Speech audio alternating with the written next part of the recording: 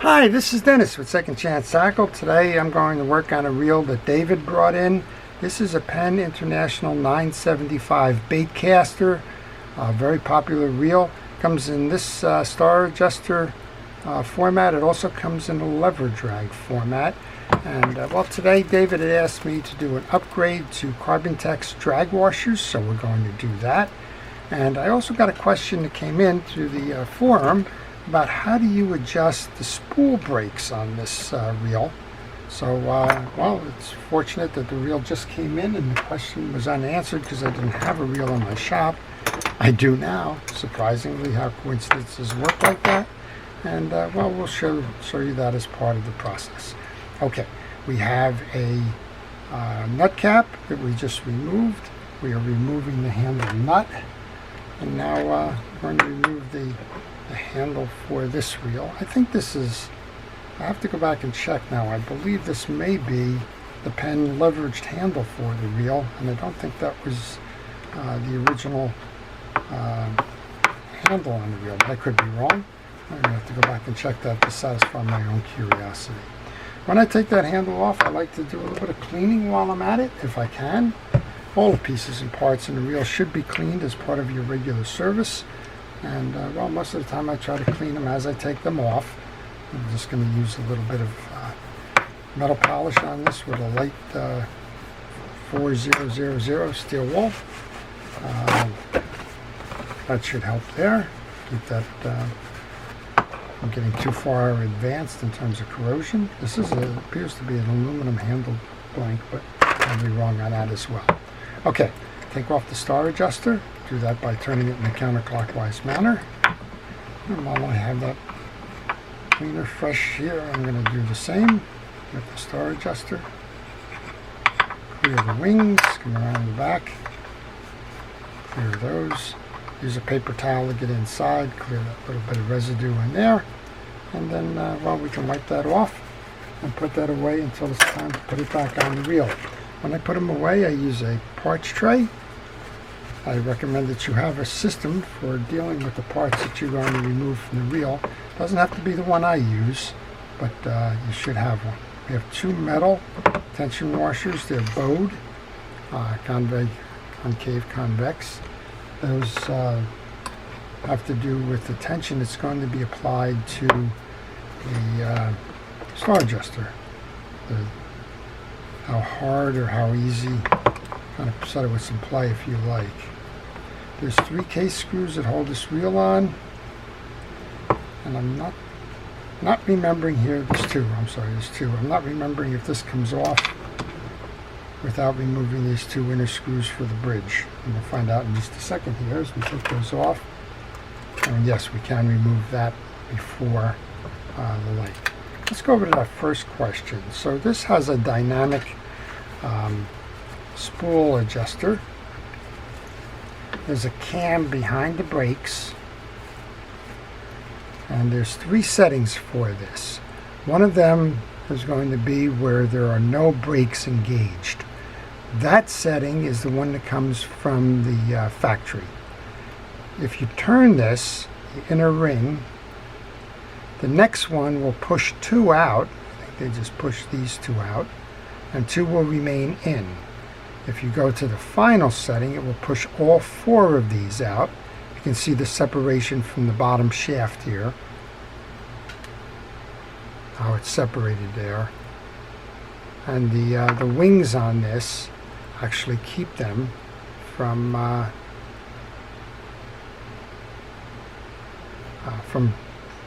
falling off, if you will.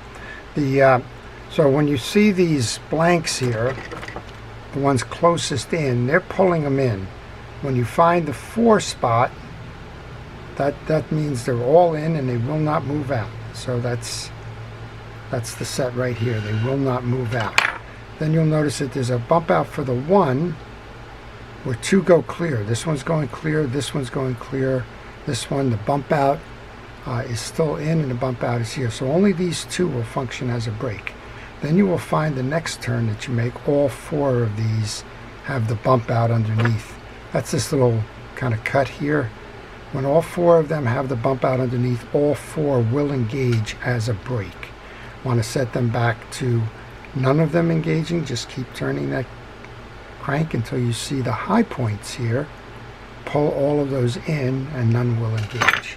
Well, I hope that helps. There's a little bearing on this one. I'm going to oil, and I'm going to put that into the tray. On the back end of this, there's also a bearing. And most of the time, you do not need to remove this, but I'm seeing some dirt back under there, so we're going to go ahead and remove the back side before we service the front. You only need a long precision screwdriver for this. There's 3 screws in the back of the case here that hold that side plate on. 2 of those are long screws, 1 of those is a short screw. The short screw is the one that, well, that's going to go into the idler gear. We'll show you that in a moment.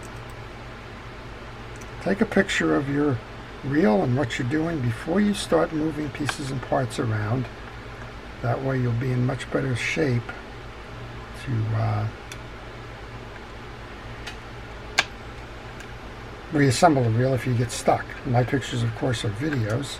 And well, here's the inside case. I've left the 3 screws in. Always fun for me. I'm going to see what I can't do here. Keep them in.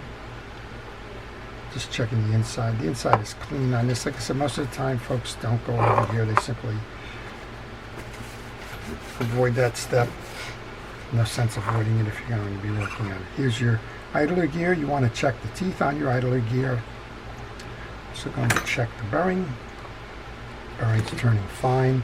There's a little bit of grease on that bearing, so I'm going to pull that off. I prefer to oil bearings versus grease them. And I'm going to put some oil right back onto that.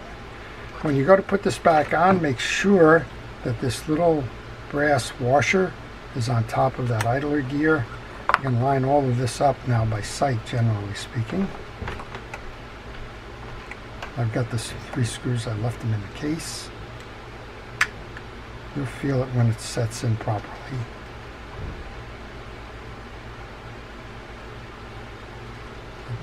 Yep, feels like I heard the click there. I'm just going to go right back in and put those screws back in to hold that side plate on. There we go. That's all in. Get the second one here. Third one over here. Now if you decide you want to remove those screws, just make sure that you pay attention to it, where you're putting them, because they're very small screws. All right, that side's done. All right, one of the other pieces you would like to do normally is to service that line guide while you have this side open. It's always easier to service that line guide without the spool in. I'm thinking somebody probably put a piece of tape on here that said what the line weight was. Doesn't seem to be corrosion or anything. To service the line guide, you want to remove the cup that's holding the pawl.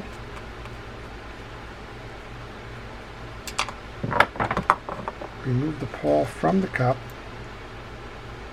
And you can see we've got some tarnish and salting on there. That's going to prevent it from moving easily. So I'm going to use a spray of penetrating oil on there to remove the gumminess of it. I'll grab a paper towel to get that off. And I also want to clean the shoulders of the pawl here. You can see that there's some debris on there. I'm going to just use the paper towel since it seems to be working. And then I'm going to glove up and we're going to do the main body of this reel. Put a drop of oil back into the carrier. Put the pawl back in. Bring it into the line guide arm. Start it by hand. This is a plastic piece here, so you don't want to cross thread it and crack it. Just make sure that it's going in. While I'm doing that, I want to encourage you to subscribe to my channel. If you like the art of reel repair, if you like to see how reels come together, if you like doing little things like we just did there with that spool adjuster, then I would encourage you to subscribe to the channel. If you do subscribe to my channel, use that notification button. That notification button is going to let you know when I'm posting, and you can see if it's a video you like. Right And just playing around with the tension on that pole. You've got to seat the pole. And it doesn't necessarily just screw right back in. Sometimes you just got to keep walking it around until it does. You're trying to get those points onto the worm gear. I'm getting closer. And that's just some little adjustments until it goes in nice and easy and tight. And then we have that nice functioning pole. And then a little squirt of oil onto the worm gear. That side case is complete. Alright, we've been requested to upgrade this system to Carbontex drags in addition to cleaning it. So that's what we're going to do right now. Glove up here because I never know what's inside these cases. And get rid of some of these things like the screwdrivers. The less tools and clutter you got around the desk, and only the better. It won't fall on you, and you'll know if you put them back together, you'll know where they are when you need them. Okay, 2 screws here. That's holding the front cover on. Another place that's good to take pictures. I use a parts tray. My parts tray is segmented. It's a fast food container. It has 8 corners in it, so I can put different pieces from different assemblies in different corners so I don't confuse them. That's what I'm doing here right now. This has an instant anti-reverse on it and a very dirty interior of the reel, so we're going to just take care of that. Again, cleaning is a good thing. You want to clean up all that saltiness and the like in here. I use a penetrating oil as a degreaser and a cleaner, and when I can, I like to use the paper towel as the first option in terms of getting the dirt and the like off. If it's really stuck, if there's corrosion, I like to move up the chain, use a kitchen scrubby next, and then well, that you saw the light steel wool that we used on the handle when neither of the other 2 options seem to work. All right, inside of the case is clean. And what we have is a reel that really hasn't been serviced much. What we really have is just a lot of dirt and debris and the like, so let's take care of that. We're going to remove the main gear. Do that, remove your inner sleeve for your anti-reverse. There's some accumulated debris here now, old dry greases and the like, so paper towel didn't rub it off. I'll go in now with that steel wool, pull that off. You want to take the time when you're servicing a reel, make sure it's clean. That's what we're doing here. Okay, that's good. Put that aside. Take those 2 springs that are on the yoke, get those into the parts tray as quick as you can. Those things tend to jump around and, well, cause issues. And we should be able to pull up and out on the main gear. There we go. That's up and out. And these will be the washers we're going to replace. This is a little click ratchet that is the trip mechanism. A lot of times folks will take these off and then it's stuck. We'll try this one first by taking a good spray here, see if we can't clean it up that way. If not, we'll show you how to remove these pieces and parts.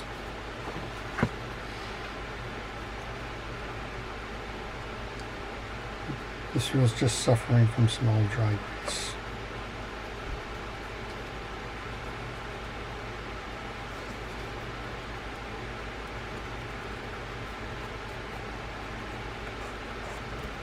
Okay, I think this one's fine.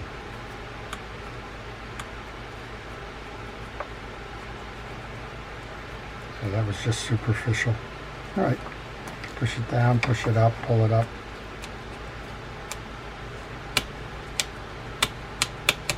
Yeah, mechanism's working fine. Okay, we're going to go replace these now. This has got a internal rectangular surface that fits on the rectangular surface of this gear shaft. Make sure that it sits nice and flush. Let's open up those Carbontex washers then.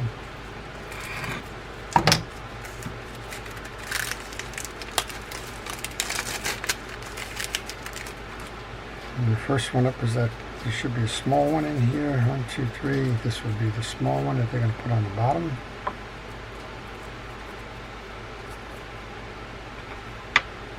This is a 6-washer system. It's typical of most fishing reels. Pull the last one out. Let's not confuse these. You've got dirt on the back. Clean those up. Wipe it off. If you can't wipe it off with the towel, again, go ahead and use something a little bit more abrasive. We're going to use the brush to pull through. We're examining the teeth on this gear as we do that. It's a nice stainless steel gear. So you've got a brass, I think it's brass, might be stainless. Let's take a look at that. Yoke. I guess we're stainless on both. Okay. Another reason why these reels are like so much. Solid gear. Alright, we've cleaned the gears. One more piece to clean, that's this yoke. Well, if you have any questions on this reel, or any reel, if you want to leave that question in the comments section, I will try to answer that question for you. Generally, I answer questions in the morning, so if you're leaving a question in the evening, while this isn't a 24/7 helpline, this is kind of do what I can do when I can do. And the morning seems to be the best for answering questions. The rest of the day, if I'm not out fishing or doing fishing reel repairs, then it's more difficult to answer during that time. Alright, the slotted side of this goes inward. That's how you mount your yoke and pinion gear. We've cleaned up the main gear, and I prefer to put the washers on with the gear on the sleeve and post. So we're going to do that now after we grease it down. I use an artist's brush for that purpose, and I also use fishing reel grease. I'm using Penn's Precision Reel Grease for this. I recommend that you only use fishing reel greases. Alright, on the Carbontex, it doesn't matter which side you use, up or down, just be consistent with it. I'm going to put it with the rough side facing up. Once you mount the first one in, which is the narrow one, this is the old narrow one, you want the first of the keyed washers. Looks very much like the trip lever mechanism we put on below. By the way, if you have one of these where that is failing, the trip lever, it's almost always that there's a stud on this piece here that's worn, and you're not able to trip it as a result. Second of the Carbontex washers goes in. Carbontex washers are optional in terms of being lubricated. I run them dry. They're not absorbent, so just putting grease on there doesn't help too much. Right.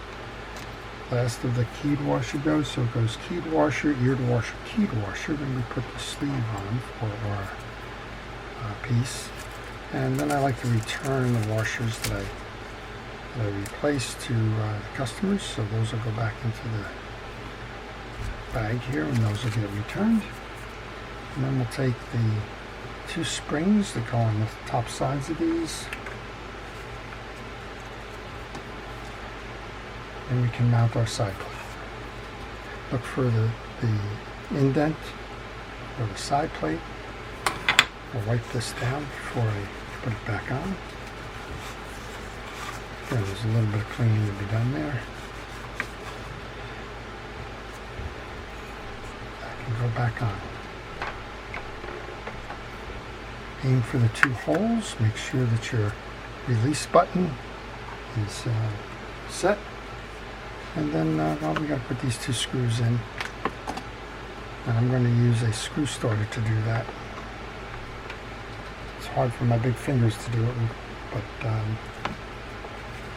I've mentioned more than one occasion Dick, who sent me these in. So thankful to him. Those of you that are interested in it, is a Klein tool. And it's a lifesaver to me for starting small screws. Okay, we can put the spool back in. Remember we described how to operate this cam back here for your spool brake setting. A little bit of grease onto both ends of the shaft. Drop your spool in. Make sure that you don't catch the line here. I always recommend putting a rubber band or tying it off somehow so that that does not occur.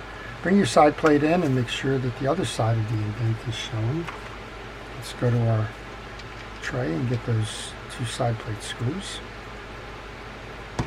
Push the other. And tighten them down about a quarter turn more after your hand tight. And well, next up are those two tension washers. They've got bellies in them. I put the belly up on the first and down on the second. Again, that controls the sensitivity of this adjuster. And that goes next.